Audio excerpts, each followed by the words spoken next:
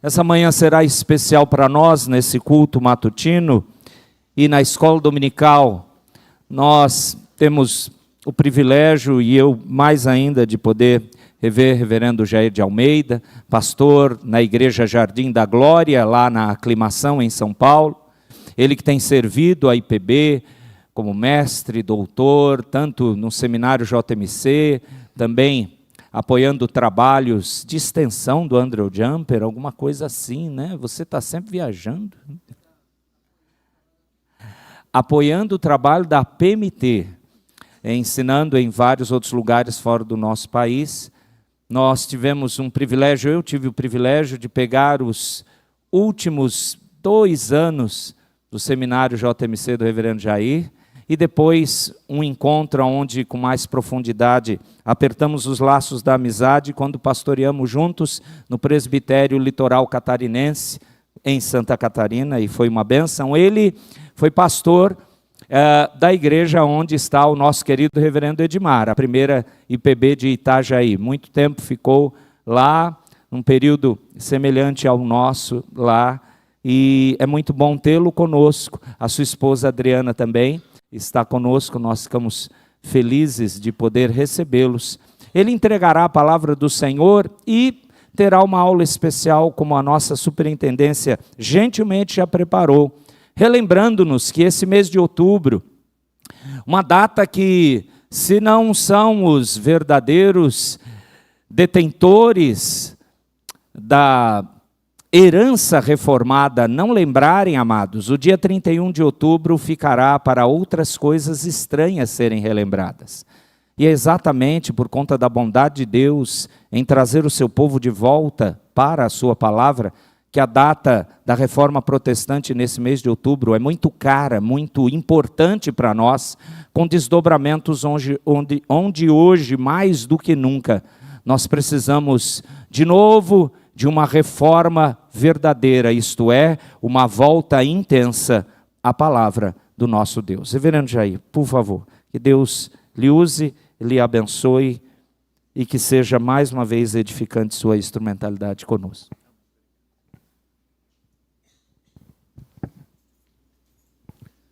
Meus irmãos, para mim é uma grande alegria estar aqui nesta manhã. Já estive há algum tempo, alguns anos, e me lembro de ter sido uma ocasião muito abençoadora, onde pudemos ter essa comunhão. Mas, sem mais delongas, vamos abrir as nossas Bíblias no livro de Provérbios, no capítulo 22, leiamos o verso inaugural. Provérbios 22, 1.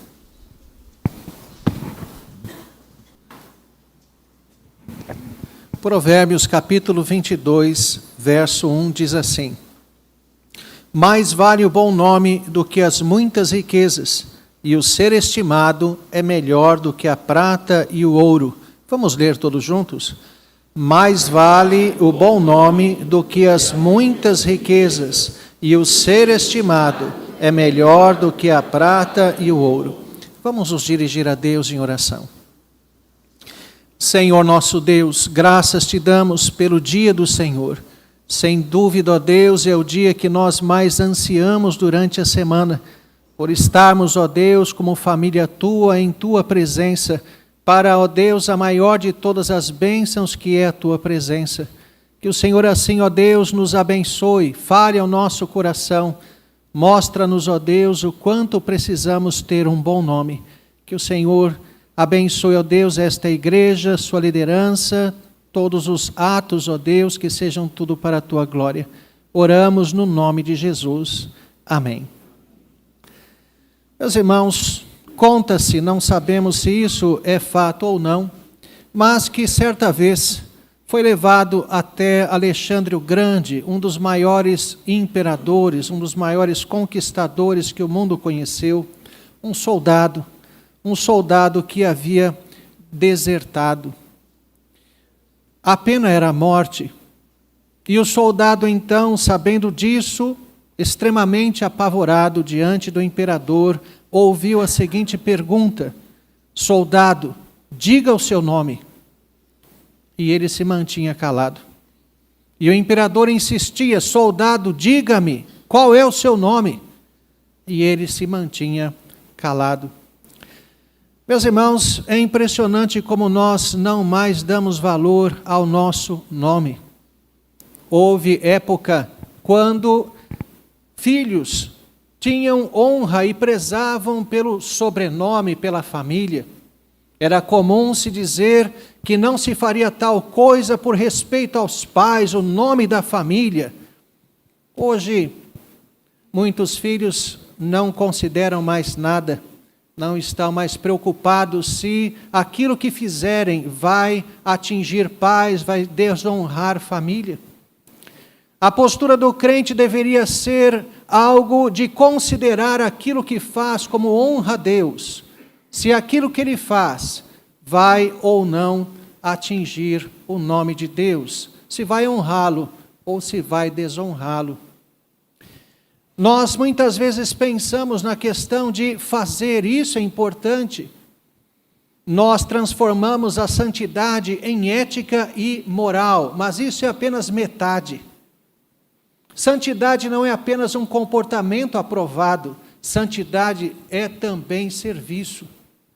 O que não faz está em pecado, porque ele é servo e ele é obrigado a servir o seu Senhor. A negligência é pecado, mas nós não consideramos mais assim. Nós simplesmente transformamos a santidade em exercícios devocionais, e é importantíssimo, é importantíssimo. Mas como diz Tiago, você crê? Eu mostro com as minhas obras a minha fé, e você mostra como? Onde ela está? A fé tem que ser visível, ela tem que ser vista, tem que ser palpável. Porque se não é assim, diz Tiago, a fé sem obras é morta. Serve para nada, não existe. Então vejam, meus irmãos, o quanto isto é importante. O servir é muito importante, as obras são importantes, a transformação da vida é importante, mas isso começa com o ser. O ser vem antes do fazer, o fazer é resultado do ser. Nós precisamos viver com Deus, sermos filhos de Deus, experimentarmos esta comunhão, vivermos para a glória de Deus, e não precisaremos nos preocupar com as obras, porque elas serão naturais. Por exemplo, às vezes se pensa em evangelização, algo que foi decepado da vida do crente. Vejam, mais uma coisa. O crente, quando pensa na sua vida com Deus, não pensa em evangelização. Isso já foi descartado. Ninguém pensa mais nisso. Vida com Deus é você ler a sua Bíblia na sua casa, ler a Bíblia, orar. E se fazem isso já é uma grande coisa, porque a grande maioria dos chamados evangélicos hoje não tem tempo com Deus. Mas nós pensamos isto. Não consideramos que evangelizar é parte integral, integrante da minha vida com Deus. E então tem que haver curso de evangelização. Mas evangelização, meus irmãos, se resume a uma afirmação de Cristo, que não foi num contexto de evangelização, mas serve para isso. A boca fala do que está cheio o coração. Isso é evangelizar. Se você estiver pleno de Deus, na presença de Deus diariamente, você vai falar naturalmente.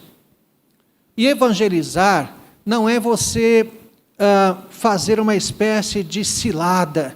Não? Você pensa assim em relação ao seu colega de trabalho: quando ele descer a escada na hora do almoço, virar a porta, eu pego ele lá. Não é isso, né? Não é uma cilada. Evangelizar é você falar de Deus em tudo. A linguagem, a conversação cristã se tornou secular. Você faz questão de não tocar no nome de Deus, de não fazer qualquer referência à Bíblia nas suas conversas. Porque você já adotou uma linguagem secularizada. Mas o crente é aquele que deveria terminar um e-mail profissional, dizendo: fique com Deus, fazendo uma referência bíblica, porque este é você é um filho de Deus, E você deve mostrar isso aos outros, ao invés de se modelar ao mundo. Você deve ser quem você é, um filho de Deus no mundo de trevas. Muita gente não vai gostar, mas quem sabe até Deus use isto para despertar em alguém a fé. Se não a fé, pelo menos levar, o Espírito Santo levar isto a alguém buscar a palavra, alguém que pregue. De qualquer forma, este é o nosso papel.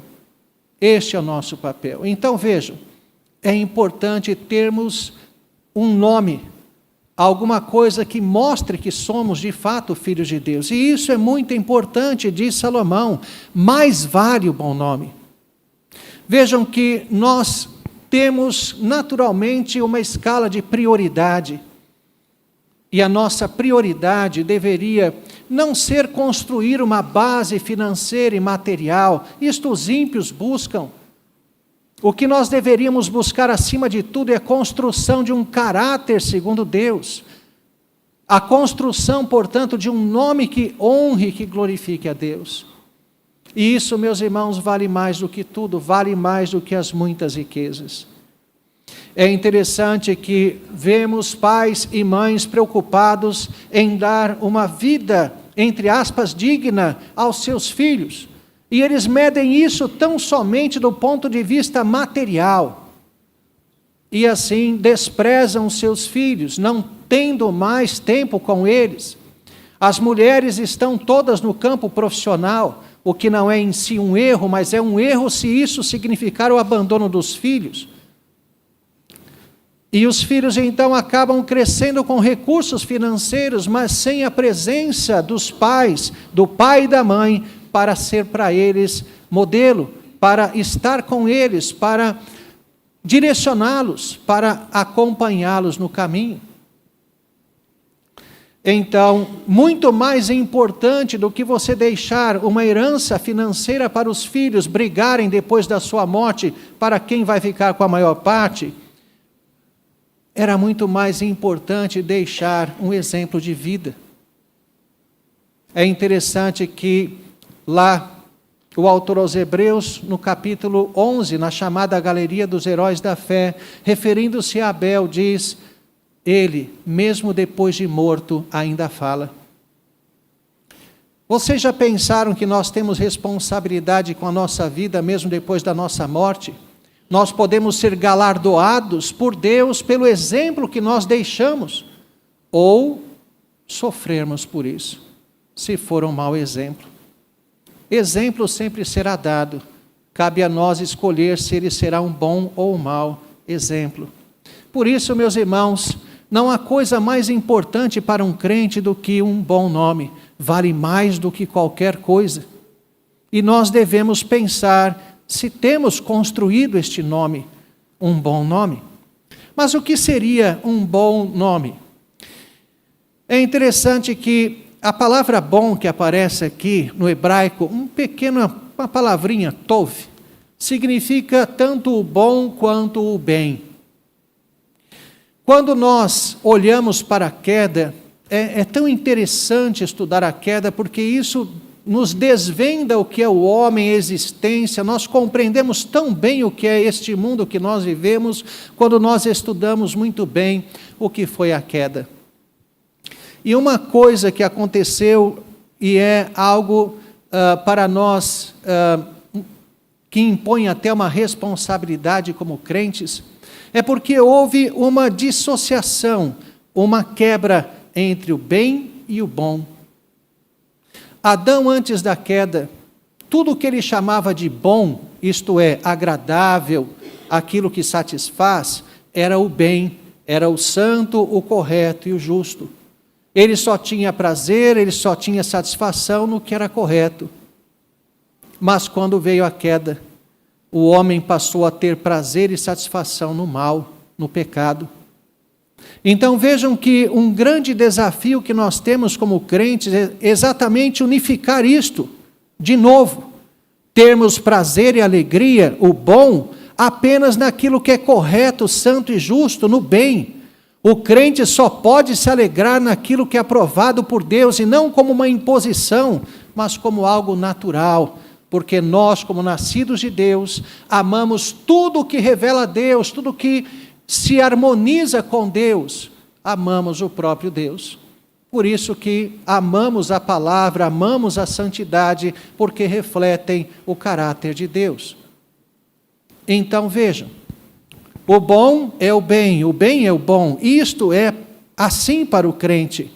O que seria então um bom nome? Vejam, nós geralmente escolhemos nomes a partir de uma certa fonética.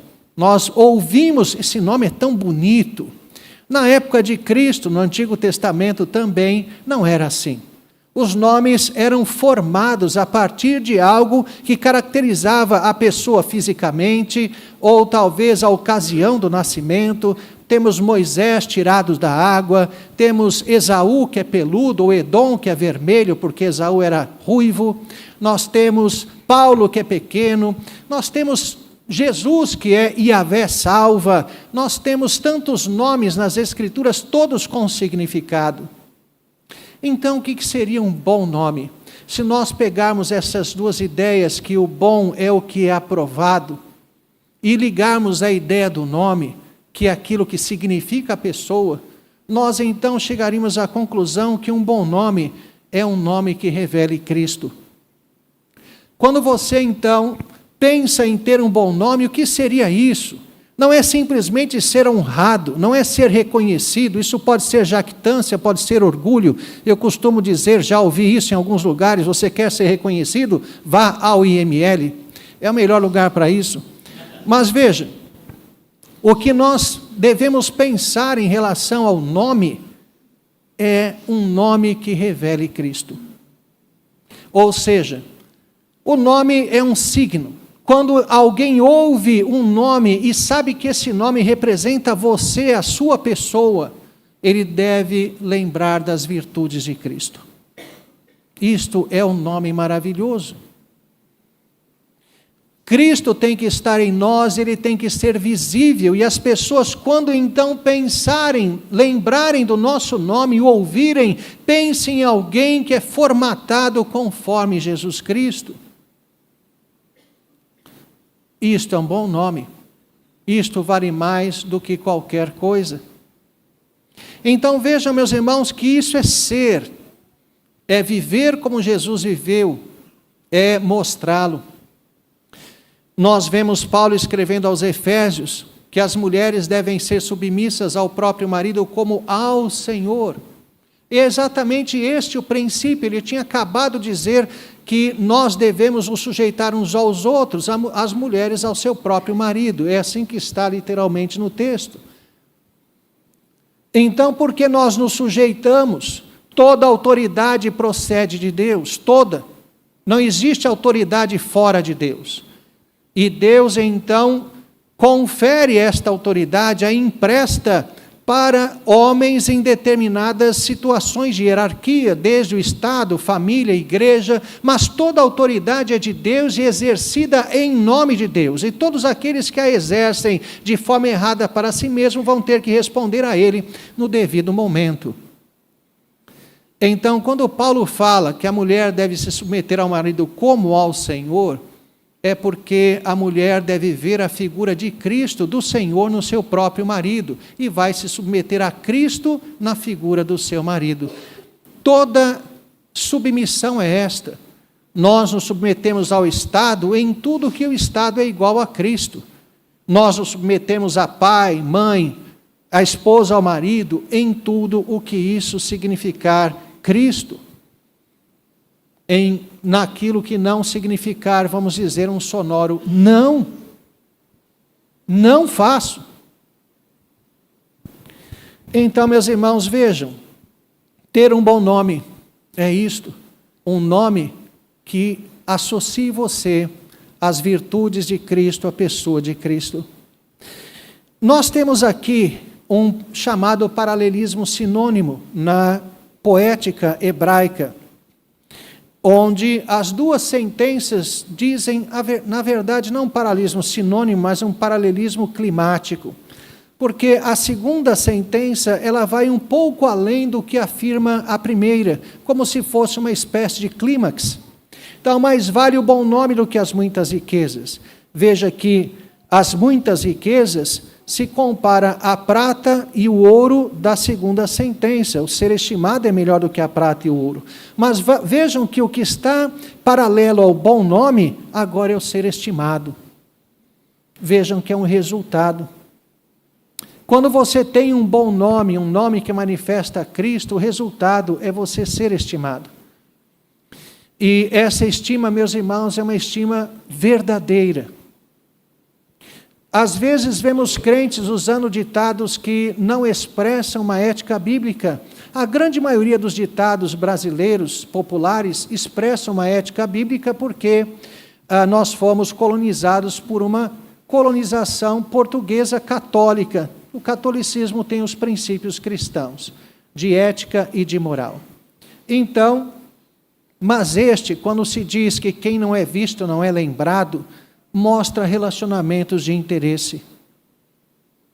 E muitas vezes nós percebemos isto, tanto dentro quanto fora da igreja, pessoas que se aproximam de você, ou pior, quando nós nos aproximamos de outros, porque esta pessoa tem alguma coisa a nos oferecer. Então vejam que são relacionamentos de interesse, são relacionamentos, portanto, falsos, que têm prazo de validade. E isto se dará quando a pessoa não puder mais me dar o que eu quero, ou quando aparecer alguém que me der mais do que essa pessoa. Aí eu vou procurar o outro. Mas vejam, quando você é estimado, a pessoa está se relacionando com você, não é pelo que você tem ou pelo que você possa dar, mas por quem você é. Então, quando nós somos estimados, quando alguém está próximo de nós, porque nós manifestamos as virtudes de Cristo, esse relacionamento é duradouro. E isso, meus irmãos, é algo valiosíssimo. Depois do próprio relacionamento com Deus, não há nada mais importante nesta terra do que os nossos relacionamentos. E diz Salomão, portanto, que o ser estimado é melhor do que a prata e o ouro. A riqueza material vai colocar muita gente ao seu redor, todos interesseiros. Mas a estima vai colocar ao seu redor pessoas que verdadeiramente te amam, que querem estar com você, que querem servir a Cristo com você. Então isto vale muito mais. Então vejam, meus irmãos, um bom nome é aquilo que mais vale. Um bom nome é ter as virtudes de Cristo. E um bom nome significa ser estimado. Voltando àquilo que vimos no início, o soldado diante de Alexandre o Grande. O soldado não dizia o seu nome, mas percebendo que não havia outra coisa a fazer, na insistência de Alexandre o Grande, soldado, diga o seu nome, ele finalmente diz, Alexandre. Era o nome do imperador. A sua situação ficou ainda pior. Mas então é dito que Alexandre diz a ele, soldado, mude de atitude, ou então mude de nome. Nós levamos o nome de Cristo, nós somos cristãos. E qual é a nossa atitude? Nós temos uma atitude que glorifica a Deus, temos um bom nome, o nome de Cristo em nosso nome. Ou a nossa atitude o desonra? Devemos, meus irmãos, considerar isto. Olhar para Deus e não para as coisas desta terra. Valorizar muito mais o caráter, a construção de uma vida com Deus do que uma vida financeira. O nosso tesouro não está nesta terra. Não devemos pensar nas coisas desta terra, mas nas coisas do alto, buscar estas coisas. Isto é algo maravilhoso, magnífico. Muitos vivem vidas depressivas, porque exageram o olhar para esta terra. Se olharmos para Deus é glória, se fixarmos o olhar nesta terra é tristeza. Por isso, andar com Deus, viver para Deus, a construção de um bom nome na comunhão com Cristo é aquilo de mais importante, mais valioso que nós temos. Que Deus abençoe grandemente. Amém. Vamos nos dirigir a Deus em oração? Senhor nosso Deus, nós te agradecemos de todo o coração por esse momento de adoração, pela tua palavra, ó Deus, lida e exposta, e pedimos que o teu Santo Espírito aplique ao nosso coração, ó Deus, a Escritura, que nós percebamos, ó Deus, o valor que existe na nossa vida contigo, que nos transforma, que faz com que o nosso nome manifeste Cristo. Ó Deus, que seja este o prazer, a alegria, a satisfação de todos nós, e não as coisas desta terra. Que nós assim sejamos teus filhos, vivamos assim, para que, ó Deus, então, sejam naturais as obras, as transformações em nossa vida. Recebe a nossa gratidão. Oramos no nome de Jesus. Amém.